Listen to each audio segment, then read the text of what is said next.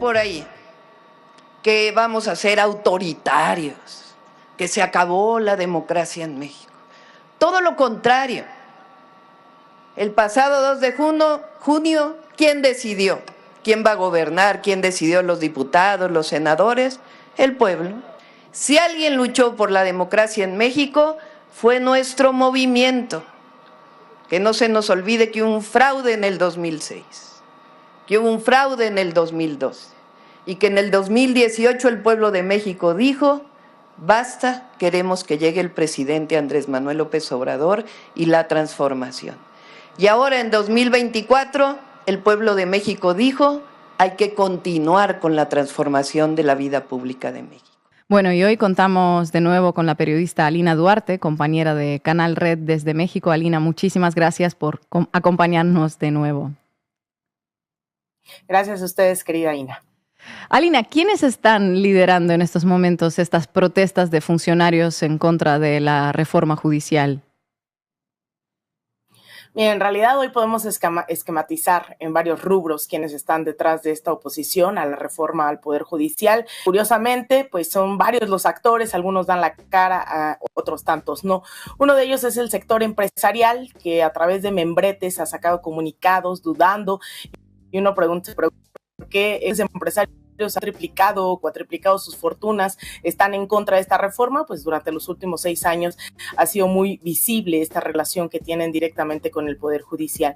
Otros tantos que tiene que ver con una derecha mexicana electoral profundamente derrotada en las urnas, que está en contra no solo de esta reforma, sino de más de 20 que se van a poder aprobar una vez que ya se sabe que Morena tiene la mayoría calificada en la Cámara de Diputados y está a tan solo un par de escaños en la Cámara de Senadores. No están de acuerdo con quitarle los pocos todavía privilegios que tienen ciertos sectores, tanto electorales como empresariales, y bueno, han lanzado una campaña desde hace meses en contra de todo lo que se llame Cuarta Transformación.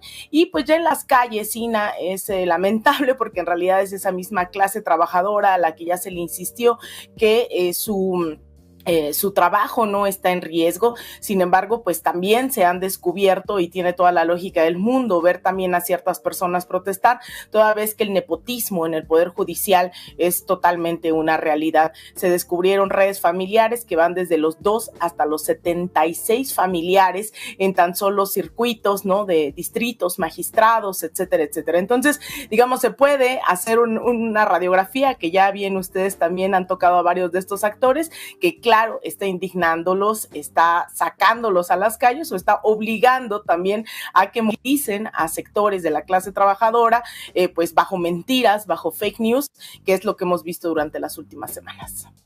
Hola Lina, qué gusto volver a verte aquí en pantalla. ¿Por qué crees tú, en tu opinión, que le conviene a Estados Unidos que el Poder Judicial mexicano, pese a las necesidades evidentes de reforma que presenta, se mantenga como está, ¿no?, en el actual status quo? Bueno, en realidad esto tiene que ver también con todo lo que se pueda aprobar en el Congreso. Estados Unidos evidentemente está muy molesto con varias reformas que se han llevado a cabo. No diría que con todas ellas, pero sí es verdad que durante la última administración, por ejemplo, el Congreso, el presidente López Obrador, le han puesto un alto a la CIA, a la DEA, para poder investigar a sus anchas en territorio mexicano.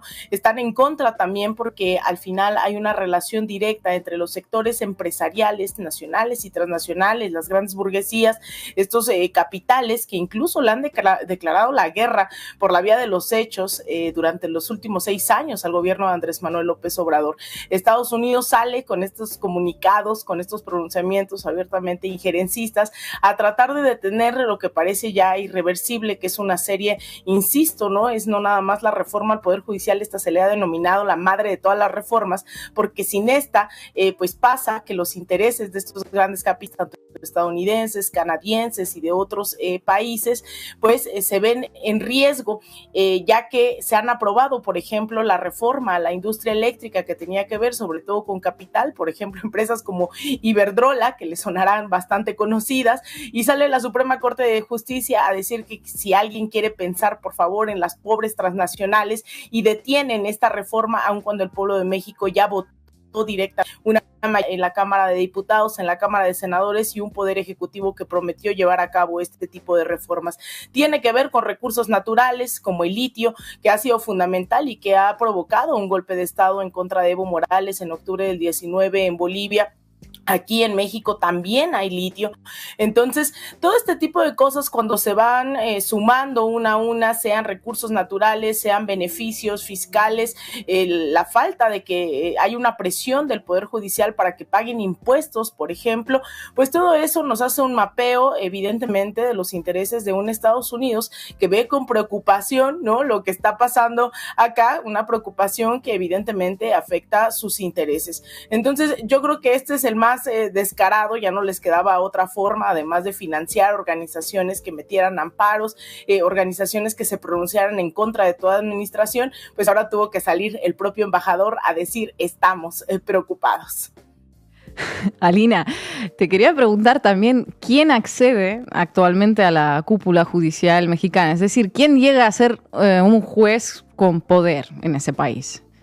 ¿Qué tipo de gente? Mira, Ina, yo creo que hay ciertos perfiles, tanto en, digamos, en varias estructuras, ¿no?, que logran permanecer a pesar de procesos de transformación. Uno de ellos puede entenderse incluso a nivel regional, el tema del servicio exterior, que generalmente se relega a ciertos apellidos, a ciertas familias.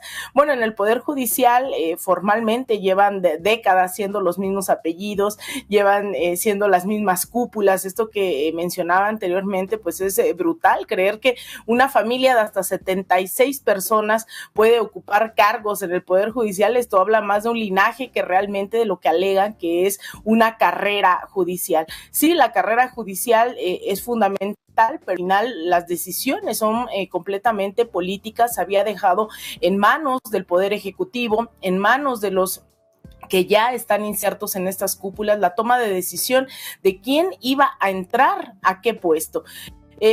Ahora, en los últimos años, hemos visto que ha causado bastante recelo que abogados, que se les denominan los abogados del pueblo, ¿no?, la magistrada del pueblo, por ejemplo, un perfil como el de Lenia Batres, que ha venido acompañando las luchas, las causas del pueblo, que había estado en la Consejería Jurídica, que ahora está en la Suprema Corte de Justicia. Le ha costado mucho tanto una campaña mediática, la campaña de las grandes oligarquías, y ella ha terminado por evidenciar cuáles son las resoluciones que sí importan para el Poder Judicial, que tiene que ver con beneficios fiscales para los grandes oligarcas, los nexos directamente con el crimen organizado. Ha sido muy público cómo es que han venido operando en liberar a los responsables del caso de los 43 desaparecidos de Ayotzinapa. Les han descongelado, por ejemplo, las cuentas a la esposa del Chapo, ni más ni menos. Entonces ha priorizado en ese debate de la reforma al Poder Judicial qué es el Poder Judicial y a quiénes están beneficiando. Contrario ahora, que si bien creo que también hay que mencionar que en el debate público también está el hecho de que eligiendo a los jueces no va a ser suficiente, sí se está sacudiendo, ¿no?, ese árbol, ese avispero, y tan solo con haberlo sacudido está generando todos estos revuelos que hemos visto, que se convoquen a movilizaciones que me parece profundamente democráticas, pero que es con argumentos profundamente falsos. Entonces, hoy el Poder Judicial es una expresión absoluta de los nexos que tienen las grandes oligarquías, incluso el crimen organizado, los que llaman los delincuentes de cuello blanco, estos sectores patronales, para no dar justicia a los grandes sectores de la población. Entonces, claro que hay indignación y claro que se quiere una reforma al Poder Judicial. Una última pregunta que te hago por mi parte. He visto en los últimos días cómo va creciendo el debate sobre lo que se denomina la sobrerepresentación, ¿no?, de Morena, la mayoría con la que cuenta el partido. ¿Cómo está vinculado eso al debate sobre el Poder Judicial y cuál es el peligro? ¿Por qué de repente ahora empezó a preocupar ese tema de la sobrerepresentación cuando durante los tiempos de PRI también existía y no pareció molestarle a muchos? Mira, el cinismo es el sello de la casa, Ina, y eso efectivamente había venido pasando durante muchos años. Y paradójicamente quien había puesto el dedo en el renglón había sido el presidente López Obrador, los congresistas y todos los legisladores y las legisladoras de la Cuarta Transformación. Meses antes se había propuesto cambiar la ley electoral, es decir, implementar una reforma a la ley electoral que ahora, teniendo ya esta mayoría calificada, se va a poder aprobar, que tenía que ver con la repartición. Son 500 curules en la Cámara de Diputados, 300 de ellos de representación directa, de voto directo, y los otros 200 que son plurinominales. En esos 200 es que se habían inventado una fórmula para garantizar la mayoría calificada en tiempos del PRI y del PAN. Eso, se dijo, estaba absolutamente mal, se tenía que cambiar.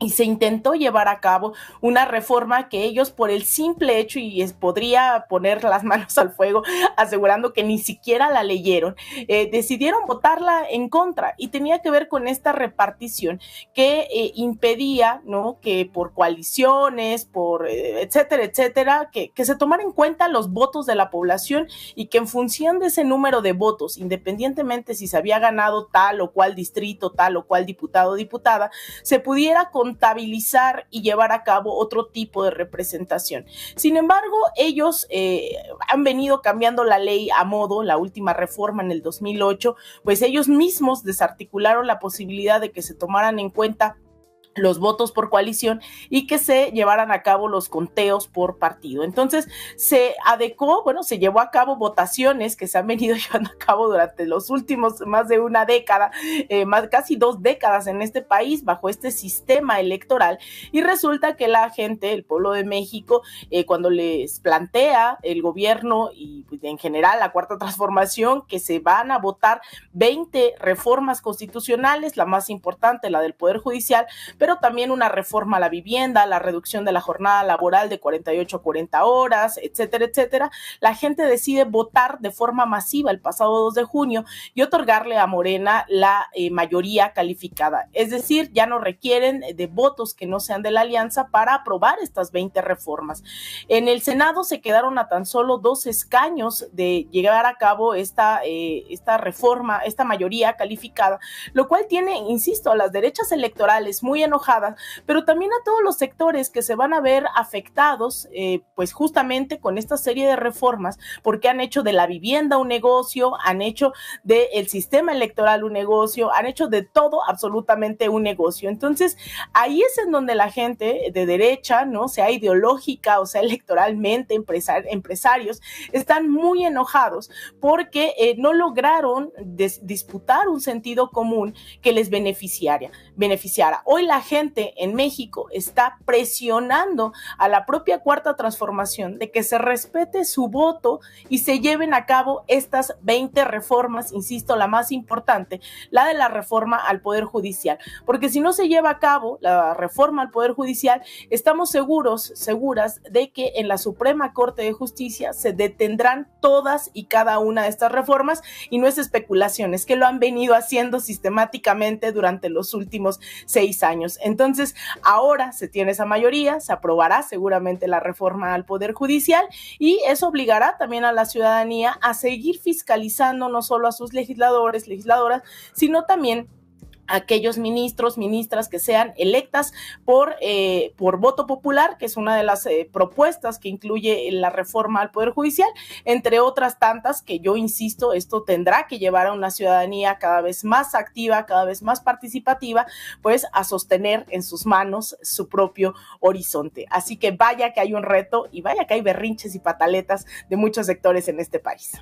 Seguiremos de cerca esos berrinches y esas pataletas. Alina, muchísimas gracias por estar con nosotras. Gracias a ustedes. Un saludo, compañeras.